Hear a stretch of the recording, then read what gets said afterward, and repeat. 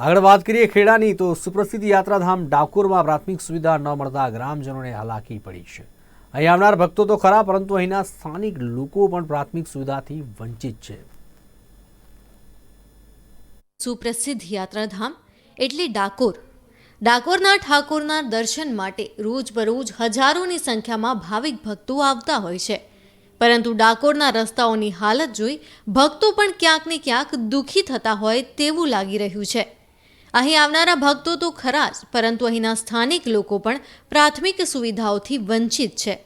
જ્યાં જુઓ ત્યાં રસ્તા ઉપર ખાડા, તો જ્યાં જુઓ ત્યાં ઉભરાતી ગટરો, અને એ જ ગટરના ગંદા પાણી પીવાના પાણીમાં મિશ્ર થતા લોકો આવું પાણી પીવા માટે મજબૂર બન્યા છે। વોર્ડ નંબર 6 નો રહેવાસી છું। ડાકોર નગર પંચાયતની અંદર લગભગ એક વીકમાં 2 વખત રેગ્યુલર મૌખિક ફરિયાદ કરવા માટે આવું છું। ડાકોર નગર પંચાયતના ઘણા પ્રશ્નો છે, છેલ્લા 6 મહિનાથી એક પણ પ્રશ્ન હલ થતો નથી। નગર પંચાયતમાં આવવાથી જાણવા મળ્યું કે તારીખ 1ના રોજ નવા સીઓ સાહેબ હાજર થયા છે।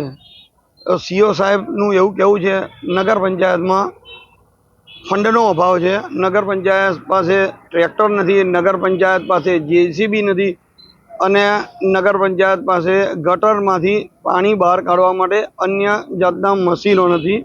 ડાકોરની પ્રજા અત્યારે હાલમાં ત્રાહિમામ થઈ ગઈ છે।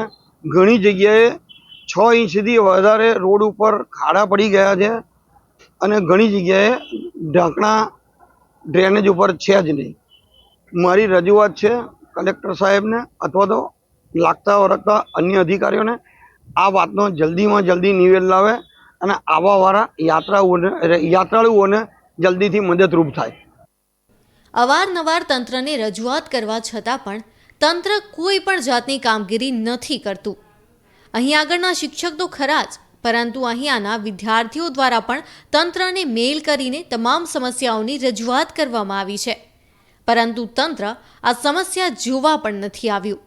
લાખો રૂપિયાની આવતી સરકારી ગ્રાન્ટો અહીં આગળના સત્તાધીશો દ્વારા ખાઈ જવામાં આવે છે, અને અહીંની પ્રજાને બેવકૂફ બનાવવામાં આવે છે। રોડ રીસર્ફેસિંગ માટે 2 વાર ટેન્ડરિંગ કરેલું, પણ કોઈ એજન્સીએ ભાવપત્રકો ભરેલા નથી।